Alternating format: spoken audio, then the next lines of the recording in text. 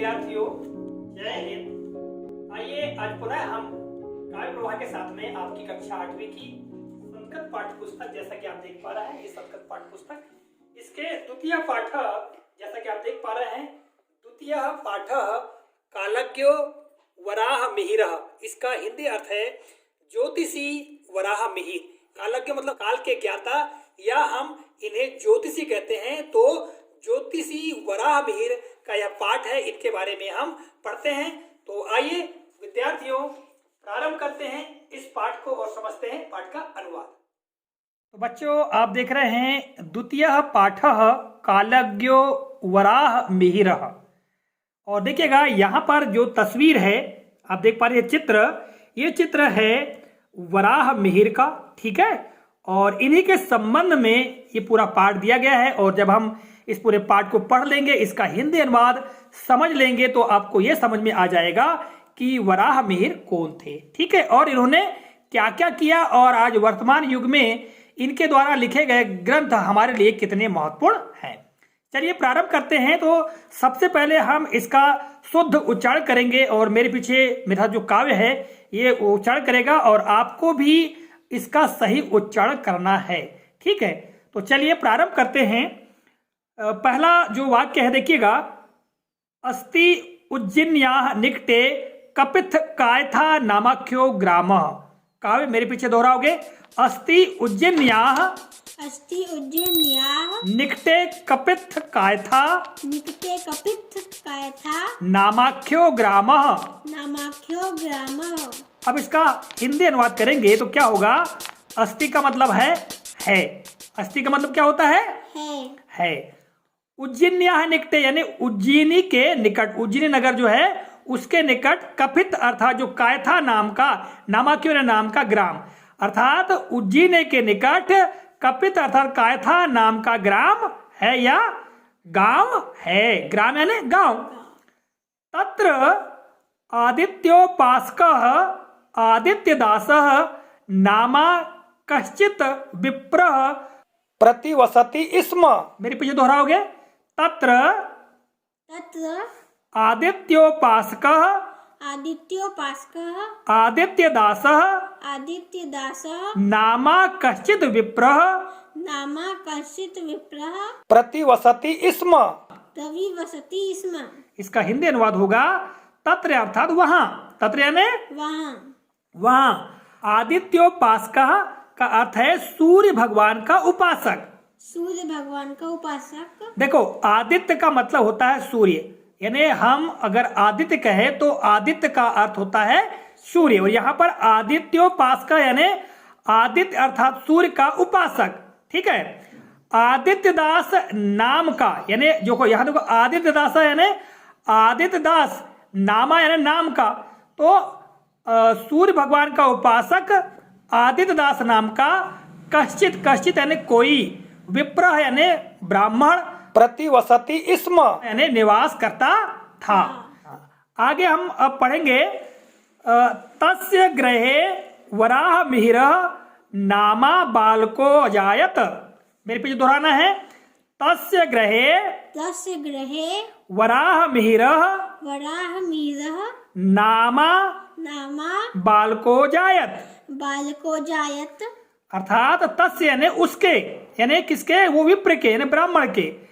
तस्य गृहे यानी उस ब्राह्मण के घर में वराह मिहिर नामा यानी नाम का, वराह मिहिर नाम का बालको जायत यानी बालक ने जन्म लिया। यहाँ जायत का मतलब, अजायत का मतलब जन्म लेना, ठीक है, पैदा होना, ठीक है। तो उनके घर में यानी उसके घर में वराह मिहिर नाम के बालक ने क्या लिया? जन्म लिया। आगे है वराह मिहिरस्य जन्म 99+400 के ख्रीष्टाब्दे संजातम। अब मेरे पीछे दोहराओगे। वराह मिहिरस्य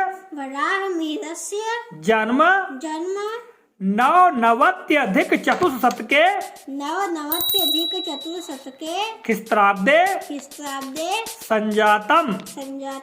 अब इसका हिंदी अर्थ क्या होगा कि वराह मिहिर का जन्म 499 ईस्वी में हुआ। संजातम यानी हुआ, ठीक है। वराह मिहिर यानी वराह मिहिर का। अब देखिएगा यहाँ 499 को संस्कृत में क्या कहते हैं? नवनवत्यधिक चतुष्शतके, ठीक है। यानी 499 ईस्वी में हुआ। किस ख्रीष्टाब्द ईस्वी में हुआ। आगे है, मैं पहले पढ़ दूं। बालकः वराह मिहिरः स्वकीय पित्रा एव ज्योतिष विद्या मध्य गच्छत। अब मेरे पीछे दोहराओगे। बालकः वराह मिहिरः स्वकीय पित्रा एव ज्योतिष विद्या मध्य गच्छत। इसका हिंदी अर्थ क्या होगा? बालकः वराह मिहिर, यानी बालक वराह मिहिर ने स्वयं के पिता से ज्योतिष विद्या का अध्ययन किया। ठीक है। यहाँ पर बालका वराह मिहिर मतलब बालक वराह मिहिर ने स्व के पिता ने स्वयं के पिता से ज्योतिष विद्या में क्या किया? अध्ययन किया। आगे हम पढ़ते हैं। ततः सह पाटलिपुत्र नगरम गत्वा प्रसिद्ध खगोल शास्त्र ज्ञात आर्यभट्टात् खगोल शास्त्रस्याध्ययनम कृतवान। मेरे पीछे दोहराओगे। ततः सह पाटलिपुत्र नगरम गत्वा प्रसिद्ध खगोल शास्त्र ज्ञात आर्यभट्टात् खगोल शास्त्राध्ययनम कृतवान। इसका हिंदी में क्या अर्थ होगा? तथा यानी वहां, तथा यानी वहां, सह यानी वे या वह पाटलिपुत्र नगर में गया है। वह पाटलिपुत्र नगर में गया और प्रसिद्ध खगोल शास्त्री, जो प्रसिद्ध खगोल शास्त्री थे आर्यभट्ट, उनसे खगोल शास्त्र में क्या किया? अध्ययन किया। ठीक है। आगे देखते हैं यहाँ पर। तदानीम उज्जयिनी विद्यायाः प्रमुख केंद्रमासीत्। मेरे पीछे दोहराओगे। तदानीम उज्जयिनी विद्यायाः प्रमुख केंद्रमासीत्। तो देखो इसका हिंदी मतलब क्या होगा? उज्जयिनी उस समय, यानी तदानीम मतलब उस समय। ठीक है। उज्जैनी जो था वो विद्या का प्रमुख केंद्र था।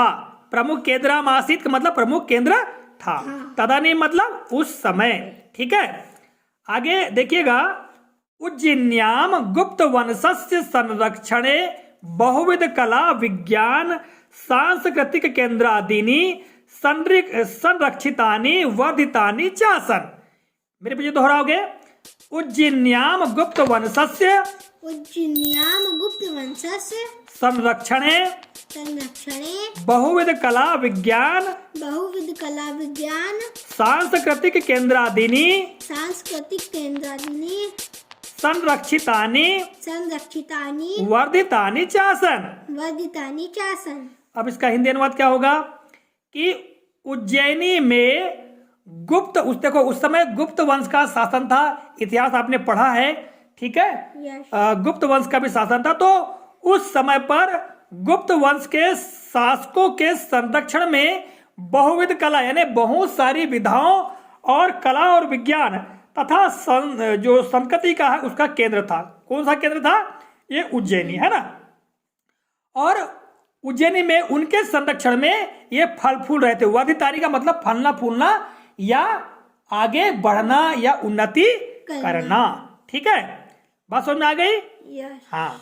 आगे देखेंगे तो अत्र नाना दिग्देशेभ्यः विद्वज्जनानां समागमः भवति स्म। अतएव वराह मिहिरोऽपि समाप्याध्ययनम् अस्मिन्नेव नगरम समागतः। मेरे पीछे दोहराना है। अत्र नाना दिग्देशेभ्यः विद्वज्जनानां समागमः भवति स्म। अतएव वराह मिहिरोऽपि समाप्याध्ययनम् अस्मिन्नेव नगरम समागतः। नगरम समागतः। इसका हिंदी अर्थ होगा कि अत्र नाना दिग्देशेभ्यः, यानी अत्र यानी यहाँ, नाना दिग्देशेभ्यः यानी नाना प्रकार की दिशाओं और देशों से, है ना, नाना यानी विभिन्न प्रकार के दिशाओं और देशों से विद्वत जनाना मतलब विद्वान जन यानी ज्ञानी पुरुष, समागतः यानी वहां पर उनका मिलन होता था। समागम होना यानी मिलन होना, समागम भवति स्म यानी वहां पर समागम होता था। अतएव इसलिए वराह मिहिर भी, वराह मिहिरोपि यानी वराह मिहिर भी समाप्याध्ययनम यानी विद्याध्ययन को समाप्त करने के पश्चात अस्मिन्नेव नगरम यानी इस नगर में समागतः मतलब आ गए, यानी उस नगर में रह लगे या बस गए। ठीक है, तो बच्चों अभी हमने इन दो अनुच्छेदों का आपको हिंदी में अनुवाद बताया और आगे भी हम आपको बताएंगे, किंतु इसके पहले एक महत्वपूर्ण बात आपको बता दें। यदि आपको इस पाठ का हिंदी अनुवाद लिखित रूप में चाहिए तो इस अनुवाद के लेख की लिंक हमने इस वीडियो के डिस्क्रिप्शन बॉक्स में देकर रखी है। आप उस लिंक पर क्लिक करके हमारी वेबसाइट, जैसा कि वेबसाइट का नाम देख रहे हैं www.infosarif.com, इस पर जा सकते हैं और अच्छी तरह से अध्ययन भी कर सकते हैं। अब बच्चों देखिएगा, अगले अनुच्छेद में हम चले तो इसमें पहला जो वाक्य क्या है, वराह मिहिरः वेदज्ञः वैज्ञानिक कश्चासीत्। अब मेरे पीछे दोहराओगे, काव्य दोहराओ, वराह मिहिरः वेदज्ञः वैज्ञानिक कश्चासीत्। इसका मतलब ये हुआ हिंदी में कि वराह मिहिर वेदों और यहाँ देखो च दिया हुआ कश्चासीत् मतलब और थे, तो वराह मिहिर वेदों के ज्ञाता, वेदज्ञ है ना वेदों के ज्ञाता या वेदों को जानने वाले और वैज्ञानिक थे, यानी वराह मिहिर वेदों के ज्ञाता और वैज्ञानिक थे। आगे पढ़ते हैं, स गतानुगति कतायाः स्थाने वैज्ञानिक दृष्टिकोणस्य महत्तम प्रतिपादितवान। मेरे पीछे दोहराओगे, सह गतानुगति कतायाः स्थाने वैज्ञानिक दृष्टिकोणस्य महत्तम प्रतिपादितवान। इसका हिंदी अर्थ होगा कि सह यानी उन्होंने या उसने, ठीक है, गतानुगति कताया, इसका मतलब ये होता है बेटा अंधानुकरण, या जिसने जो बताया उसी के अनुसार मान लेना, उसी के अनुसार चलना, है ना, के स्थान पर यानी ऐसी पद्धति के स्थान पर यानी अंधानुकरण की पद्धति के स्थान पर वैज्ञानिक दृष्टिकोण से यानी वैज्ञानिक दृष्टिकोण के महत्व को क्या किया, प्रतिपादितवान यानी प्रतिपादित किया, यानी उनके सामने रखा। ठीक है, आगे है, ग्रह नक्षत्र प्रभावाश्रितः फलितः ज्योतिषम नाम शास्त्रम तस्य प्रिय प्रतिपाद्य विषयो भवत्। मेरे पीछे दोहराओगे, ग्रह नक्षत्र प्रभावाश्रितम फलित ज्योतिषम नाम शास्त्रम तस्य प्रिय प्रतिपाद्य विषयो भवत्। हाँ, इसका हिंदी अर्थ क्या होगा कि ग्रह नक्षत्र के प्रभाव से जो फलित ज्योतिष का मतलब क्या होता है कि ग्रह नक्षत्रों के आधार पर फल बताने वाला विज्ञान, इसको फलित ज्योतिष कहते हैं। ठीक है, इस नाम के शास्त्र का, इस नाम का जो शास्त्र है, तस्य उनका प्रिय प्रतिपाद्य विषय भवत्, यानी उनका सबसे प्रिय जो विषय है वो बना। अभवत मतलब हुआ या बना। ठीक है, तो इसका हिंदी अर्थ क्या हुआ कि ग्रह नक्षत्र के प्रभाव से फलित ज्योतिष अर्थात ग्रह नक्षत्र के आधार पर फल बताने वाले ज्योतिष विज्ञान नाम का जो शास्त्र है वो उनका सबसे प्रिय विषय बना, या उनके द्वारा प्रतिपाद्य यानी प्रतिपादित विषय बना। आगे है, तेन कृता काल गणना प्रामाणिकी अस्ति। मेरे पीछे दोहराओगे, तेन कृता काल गणना प्रामाणिकी अस्ति। तेन यानी उनके द्वारा, है ना, उनके द्वारा किया गया काल गणना, या उनके द्वारा की गई काल गणना प्रामाणिकी अस्ति ने प्रमाणित है। यानी जो भी उन्होंने काल गणना की, ठीक है, यानी ग्रह नक्षत्रों के बारे में जानकारी प्रदान की। काल गणना का आशा यही है कि ग्रह नक्षत्रों के बारे में जो अध्ययन करना या उनकी दूरी या उनके द्वारा लगाने वाला चक्कर, ये सब कुछ क्या कहलाता है? काल गणना कहलाता है। ठीक है, तो उनके द्वारा जो काल गणना की गई वो कैसी है? प्रमाणित है। आगे है, भारते फलित ज्योतिषस्य प्रथम आचार्य वराहमिहिर एव अस्ति, न तत्पूर्वम फलित ज्योतिषस्य शास्त्रम प्राप्यते भारते। मेरे पीछे दोहराओगे, भारते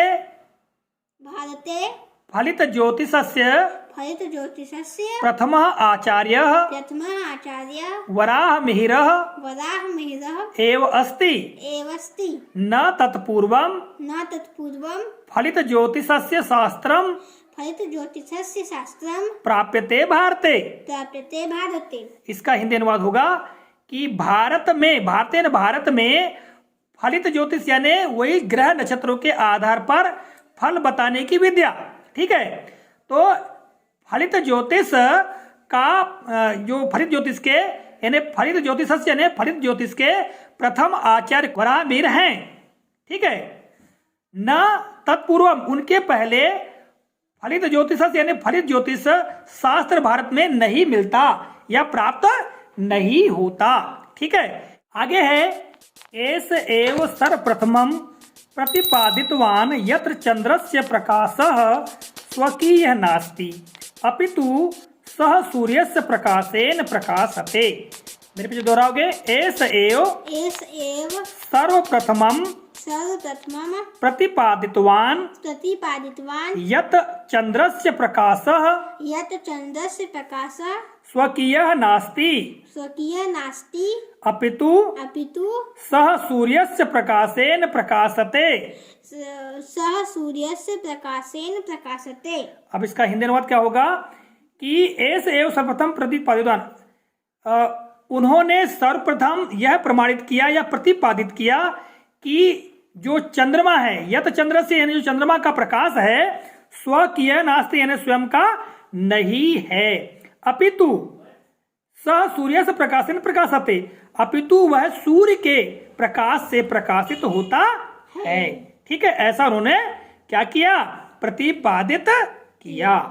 और आगे चलते हैं अगले अनुच्छेद पर। वराहमिहिरेण वृहत संहिता वृहज जातकम पंच सिद्धांतिका ग्रंथा विरचिता। मेरे पीछे दोहराओगे, वराहमिहिरेण वृहत संहिता वृहज जातकम पंच सिद्धांतिका ग्रंथा विरचिता। इसका हिंदी अनुवाद होगा कि वराहमिहिर ने वृहत संहिता वृहज जातक और पंच सिद्धांत नामक ग्रंथों को कैसा किया? रचा या रचना की। विरचिता यानी रचना की। आगे है, एतेषु ग्रंथेषु खगोल विद्यायाः गूढ़ तत्वानां प्रतिपादनमस्ति। मेरे पीछे दोहराओगे, एतेषु ग्रंथेषु खगोल विद्यायाः गूढ़ तत्वानां प्रतिपादनमस्ति। एतेषु ग्रंथों यानी इन ग्रंथों में खगोल विद्या यानी खगोल विद्या के बारे में, यानी जो ब्रह्मांड है जिसमें भी जितने ग्रह नक्षत्र हैं ये सब कुछ क्या कहलाता है? खगोल विद्या कहलाती। ठीक है, तो इन ग्रंथों में खगोल विद्या के गूढ़ तत्व कैसे हैं? प्रतिपादित हैं, यानी इसमें वर्णित हैं, यानी इनमें वर्णन मिलता है। प्रतिपादन मस्ती का मतलब प्रतिपादित हैं या वर्णित हैं। आगे है, अनेन न केवलम खगोल तत्वानाम निरूपणम कृतम अपितु पृथ्व्याः गोलकत्वम गुरुत्वाकर्षणस्य सिद्धान्तः पर्यावरण विज्ञानम जल विज्ञानम भूमि विज्ञानमपि विस्तरेण विवेचितम। मेरे पीछे दोहराओ, अनेन न केवलम खगोल तत्वानाम निरूपणम कृतम अपितु पृथ्व्याः गोलकत्वम गुरुत्वाकर्षणस्य गुरुत्वाकर्षणस्य सिद्धान्तः सिद्धान्तः पर्यावरण विज्ञानम पर्यावरण विज्ञानं जल विज्ञानम जल विज्ञानं भूविज्ञानमपि भूविज्ञानपि विस्तरेण विवेचितम। विस्तरेण विवेचितम्। अब इसका हिंदी अनुवाद क्या होगा कि इन्होंने न केवल खगोल तत्वानाम निरूपणम, इन्हें खगोल विज्ञान के या खगोल तत्वों का ही निरूपण किया, यानी उनके बारे में बताया, अपितु पृथ्व्या गोलकत्वम, यानी पृथ्वी गोल है, गुरुत्वाकर्षण का सिद्धांत यानी गुरुत्वाकर्षण सिद्धांत यानी गुरुत्वाकर्षण का सिद्धांत, पर्यावरण विज्ञान, जल विज्ञान और भू विज्ञान का विस्तार से क्या किया, इन्होंने विवरण दिया या इन्होंने विवेचना की। ठीक है, आगे है पादपाः वल्मीकाश्च अधोभौमिकी जल स्थितिम प्रदर्शयन्ति इति तस्य कथनमासीत्। अब मेरे पीछे दोहराओगे, पादपाः वल्मीकाश्च पादपा वल्मीकास्य अधोभौमिकी जल स्थितिम अधोभौमिकी जलस्थितिं प्रदर्शयन्ति प्रदर्शयन्ति इति तस्य कथनमासीत्। इति तस्य कथनमासीत्। देखिएगा, इसका हिंदी अर्थ ये है कि पौधों और वल्मीक मतलब होता है दीमक, है ना। पादप अर्थात पेड़ पौधे यानी पौधे, और दीमक जहां पर हैं वहां पर जल की स्थिति है, यानी भूमिगत जल की स्थिति है, ऐसा उन्होंने प्रदर्शित किया, यानी वहां जल प्रदर्शित होता है।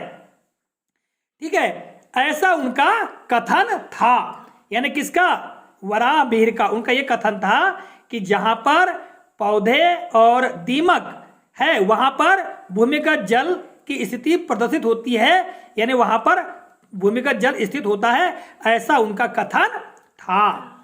आगे है आधुनिक वैज्ञानिका अपि तदवलंब्य अन्वेषणम कुर्वन्ति। मेरे पीछे दोहराओगे, आधुनिक वैज्ञानिका अपि तदवलंब्य अन्वेषणम कुर्वन्ति। इसका हिंदी अनुवाद है, आधुनिक वैज्ञानिक का मतलब वर्तमान जमाने के वैज्ञानिक, यानी आधुनिक वैज्ञानिक भी, यहाँ अभी का मतलब भी है, आधुनिक वैज्ञानिक भी उनकी खोजों पर आधारित अवलंब्य होकर अर्थात आधारित होकर के क्या करते हैं, अन्वेषण करते हैं, खोज करते हैं। और देखिएगा, अंतिम अनुच्छेद है, नाना देशेषु परिभ्रमण स्वकीय ज्ञान दीप्यमानः सप्तशीत्यधिकं 500 ख्रीष्टाब्दे सह दिवंगतः। मेरे पीछे दोहराओगे, नाना देशेषु परिभ्रमण स्वकीय ज्ञान दीप्यमानः सप्ताशीत्यधिकं 500 ख्रीष्टाब्दे सह दिवंगतः। इसका हिंदी में अर्थ होगा कि नाना देशेषु परिभ्रमण, यानी विभिन्न प्रकार के देशों में भ्रमण करने के अपने ज्ञान का प्रकाश फैला करके कितने सन को 587 ईस्वी में वो कैसा हो गए, दिवंगत हो गए, यानी उनका स्वर्गवास हो गया। सह दिवंगत यानी उनका स्वर्गवास हो गया, वो दिवंगत हो गए। आगे है, स्वकीय विस्तृत ज्ञानेन खगोल सदृशम गहन विषयमपि सरलम प्रस्तुतवान। मेरे पीछे दोहराओगे, स्वकीय विस्तृत ज्ञानेन खगोल सदृशम गहन विषयमपि सरलम प्रस्तुतवान।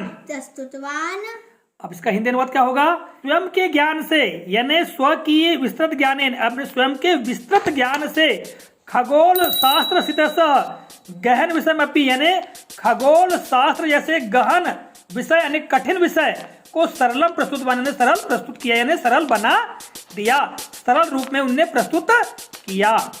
फिर है ज्योतिष विद्या महारणवम तरतुम तस्य ग्रंथाः नौका इव सन्ति। मेरे पीछे दोहराओगे, ज्योतिष विद्या महारणवम तरतुम तर्तुम तस्य ग्रंथाः तस्य ग्रंथा नौका इव सन्ति। नौका इव सन्ति। अब इसका हिंदी अनुवाद क्या होगा कि ज्योतिष विद्या जो है ये बहुत ही विशाल और विस्तृत यानी अथाह महासागर के समान है। तो ज्योतिष विद्या के महासागर को पार करने के लिए उनके ग्रंथ तस्य ग्रंथा यानी उनके ग्रंथ नौका इव सन्ति यानी नौका के समान हैं। ठीक है, फिर है सह महान कालज्ञ आसीत। मेरे पीछे दोहराओगे, सह महान कालज्ञ आसीत। स महान कालज्ञ आसीत। इसका मतलब ये हुआ कि वे महान ज्योतिषी थे। आगे है ज्योतिर्विद्यायाम तु वराह मिहिरः तिमिरनाशकः सूर्य इव आसीत।